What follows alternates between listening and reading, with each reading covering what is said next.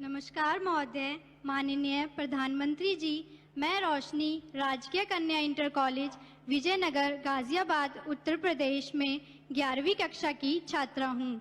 मान्यवर, मेरा प्रश्न यह है कि मुझे आश्चर्य है कि क्या छात्र परीक्षा से डरते हैं या अपने माता पिता और शिक्षकों से?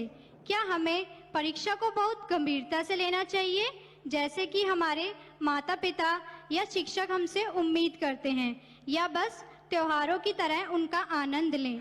कृपया हमारा मार्गदर्शन करें। धन्यवाद। थैंक यू रोशनी। 5 नदियों के क्षेत्र, गुरुओं की भूमि स्थित समृद्ध राज्य पंजाब के भटिंडा से 10वीं की छात्रा किरणप्रीत इसी विषय पर अपना प्रश्न पूछना चाहती हैं। किरणप्रीत, कृपया अपना प्रश्न पूछें। Good morning, Honorable Prime Minister Sir. My name is Kiranpreet Kaur of class 10th. I study in Doon Public Senior Secondary School, Kalyan Sukha, District Bathinda, Punjab. Sir, my question to you is, how do I deal with my family's disappointment if my results are not good? I don't have negativity against my parents, because I know they need more reassurance than I do. Thank you, sir. Please guide me. धन्यवाद Kiranpreet. Honorable Prime Minister Sir, like many of us, Roshni and Kiranpreet also find it a challenge to deal with the expectations of their parents and teachers. We look forward to your advice. Honorable Sir. रोशनी, क्या कारण है कि आपने जब ये सवाल पूछा तो सबसे ज्यादा तालियां बजी?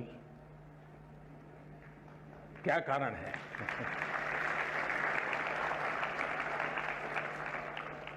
मुझे लगता है कि आपने सवाल स्टूडेंट के लिए नहीं पूछा है।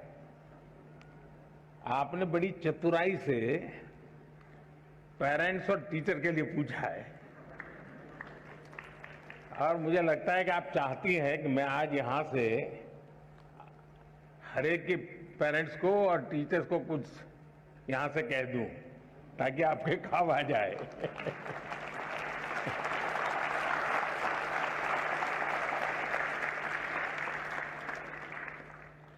इसका मतलब कि आप पर प्रेशर है टीचर का, आप पर प्रेशर है पेरेंट्स का, और इसलिए आपको उलझन है कि मैं मेरे लिए कुछ करूं कि उनके कहने पर करूं। अब उनको समझा नहीं पा रहे हैं और मैं अपना छोड़ नहीं पा रहा हूं। ये आपकी चिंता मैं महसूस कर रहा हूं। मैं सबसे पहले तो पेरेंट्स को और टीचर्स को ये जरूर कहना चाहूंगा कि कृपा करके आप मन में सपने लेकर के जीते हैं, या तो जो सपने आपके खुद के अधूरे रह गए हैं, आप जो करना चाहते थे अपने विद्यार्थी काल में, आप जो अपने जीवन में करना चाहते थे वो नहीं कर पाए, और इसलिए दिन रात आपको लगता है कि बस इसको तो वो बना के रहूंगा। यानी आप अपने मन की बातों को, अपने सपनों को, अपनी अपेक्षाओं आकांक्षाओं को अपने बच्चे में एक प्रकार से इंजेक्ट करने की कोशिश करते हैं। बच्चा आपको रिस्पेक्ट करता है, मां बाप की बात को बहुत महत्व देता है। दूसरी तरफ टीचर कहते हैं कि देखिए तुम्हें ये करना है, तुम ये करो, हमारे स्कूल में तो ये है रहता है, हमारी तो ये परंपरा है। आपका मन कुछ तीसरा ही करता है। और ज्यादातर हमारे बच्चों के विकास में ये जो कंफ्यूज और कॉन्ट्राडिक्टरी जो प्रभावों के बीच में उसे गुजरना पड़ता है, ये उसके लिए बहुत बड़ी चिंता का विषय होता है। और इसलिए पुराने जमाने में टीचर का परिवार से संपर्क रहता था। परिवार के हर लोग को टीचर जानते थे, और परिवार भी अपने बच्चों के लिए क्या सोचता है उसे टीचर परिचित होते थे। टीचर क्या करते हैं, कैसा करते हैं, वो उससे पेरेंट्स परिचित होते थे। यानी एक प्रकार से शिक्षा एक चाहे स्कूल में चलती हो, शिक्षा घर में चलती हो, हर कोई एक ही प्लेटफॉर्म पर होता था। और उसके कारण अब क्या हुआ है, बच्चा दिन भर क्या करता है, माँ बाप को समझ नहीं है, जानते नहीं है। टीचर को सिलेबस से लेना देना है, मेरा सिलेबस पूरा हो गया, मेरा काम हो गया, मैंने अच्छी तरह से पढ़ाया, बहुत मेहनत करके पढ़ाते, ऐसा नहीं कि नहीं पढ़ाते, लेकिन उसको लगता है कि मेरी जिम्मेवारी है सिलेबस पूरा करूं, वो मेरा दायित्व है। लेकिन बच्चे का मन कुछ और करता है। और इसलिए जब तक चाहे पेरेंट्स हो या टीचर्स हो या स्कूल का एनवायरनमेंट हो, हम बच्चे के शक्ति और उसकी सीमाएं, उसकी रुचि, उसकी प्रवृत्ति, उसकी अपेक्षा, उसकी आकांक्षा, इन सबको बारीकी से ऑब्जर्व नहीं करते हैं, उसको जानने समझने का प्रयास नहीं करते हैं, और हम उसको धक्का मारते जाते हैं, तो कहीं न कहीं वो लड़खड़ा जाता है। और इसलिए मैं रोशनी के माध्यम से सभी पेरेंट्स को, सभी टीचर्स को कहना चाहूंगा कि आप अपने मन की आशा अपेक्षा के अनुसार अपने बच्चों पर बोझ बढ़ जाए, इससे बचने का प्रयास करें।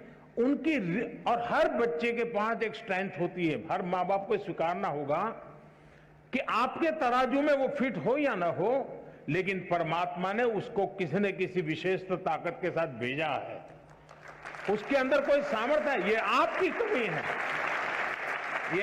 ये आपकी कमी है कि आप उसके सामर्थ्य को पहचान नहीं पाते हो। ये आपकी कमी है कि आप उसके सपनों को समझ नहीं पा रहे हो, और इसलिए दूरी वहीं से बन जाती है। और मैं चाहूंगा बच्चों से कि आप प्रेशर के बीच भी, अब ये तो मैं नहीं कहूंगा कि माँ बाप का मत सुनो, मैं ये तो नहीं कहूंगा टीचर की बात मत सुनो, ये तो सलाह ठीक नहीं होगी, सुनना तो है ही है, वो जो कहते हैं उसको समझना है, लेकिन हमें उन चीजों को स्वीकार करना है जो हमारे भीतर बहुत सहज रूप से, आपने देखा होगा धरती भी वैसे तो निर्जीव लगती है, एक बीज बोएंगे तो उसमें से कुछ नहीं निकलता है, लेकिन उसी धरती पर दूसरा बीज बोएंगे तो बहुत कुछ निकल के आता है, बहुत बड़ा वटवृक्ष बन जाता है। दोष धरती का नहीं है, कौन सा बीज बोया है उस पर है।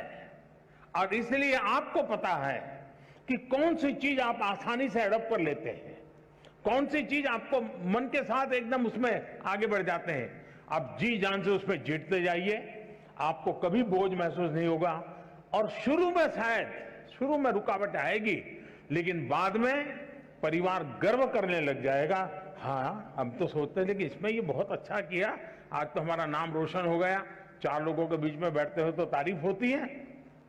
जो कल तक आप कोई ताकत को स्वीकार नहीं करते थे, वो आने वाले समय में आप ही के ताकत का गौरवगान करना शुरू कर देंगे। और इसलिए आप हंसते खेलते उमंग के साथ जो मिनिमम रिक्वायरमेंट है उसको पूरा करते हुए, अतिरिक्त जो सामर्थ्य है उससे जोड़ते हुए आगे बढ़ेंगे, आपको बहुत फायदा होगा।